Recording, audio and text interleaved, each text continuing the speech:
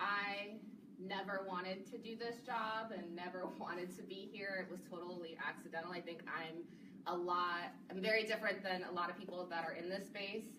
I have been writing since I was 9. I was published the first time, I wrote poetry. My mom always sent my work off.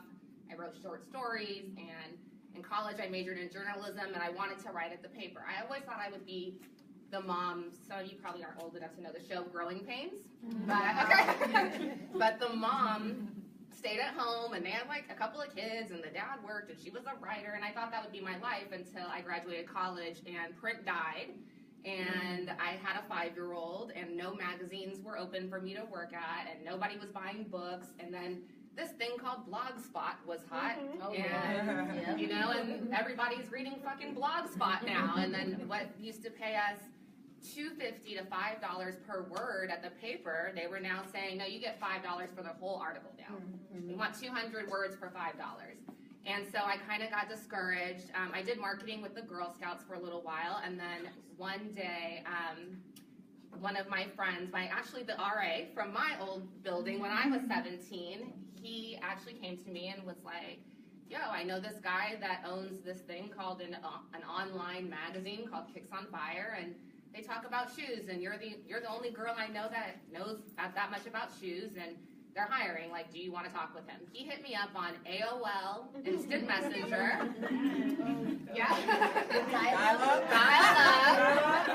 That should age, the situation, right? So, he hit me up on AOL, and he's like, is this you? And it was a picture of me getting married in my sneakers that I guess was on a bunch of forums. And he said, is this you? I said, yeah, that's me. And then he said, do you write? And I said, yeah. And he said, do you want a job? Literally, in 5 minutes. And I was like, yeah, I'll do it. And then I thought, I was finessing them. And I think that's why these moments are so important. Because at that time, I was like, you're going to pay me $5 just to fucking talk about shoes? I thought I was finessing them. They were finessing me the whole time. Because they need you, they need us to spread those messages. In the beginning, it was yeah, it's hot. You get a couple shoes here, but you don't have insurance, and there's a lot that makes it unmanageable for you to really make that your life. So what ended up happening was I got divorced, and I was 2 years into a divorce. My little sister had to move in with me. I lost my home. Both cars. I had already released a book and had 10 years in the business, and all of a sudden was going to have to go back to the bank to feed my in the space. And I was out here interviewing Conor McGregor with Reebok, and thank you.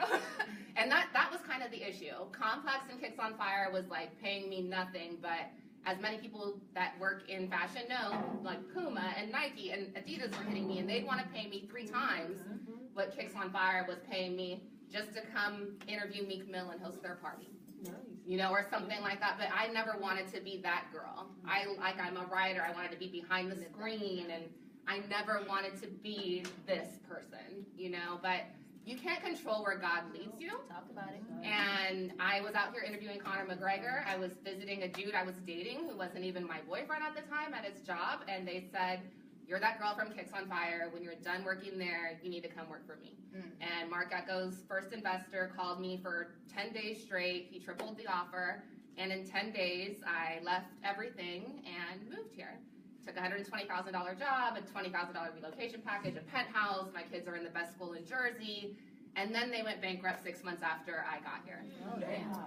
So again, I never wanted to be this girl. I never wanted to be the girl that Kicks on Fire. I never wanted to be the girl who threw rooftop parties on 38th Street that smelled I never wanted to be the girl that threw 40-ounce bounces, but you have to do sometimes what you're good at. I'm good at those things. And then so we were gonna get evicted, and my boyfriend at the time was like, yo, let's just drop a hat. If we can do it for Nike and Adidas and everybody else, he was a stylist. He was like, we could do it for us and fuck them.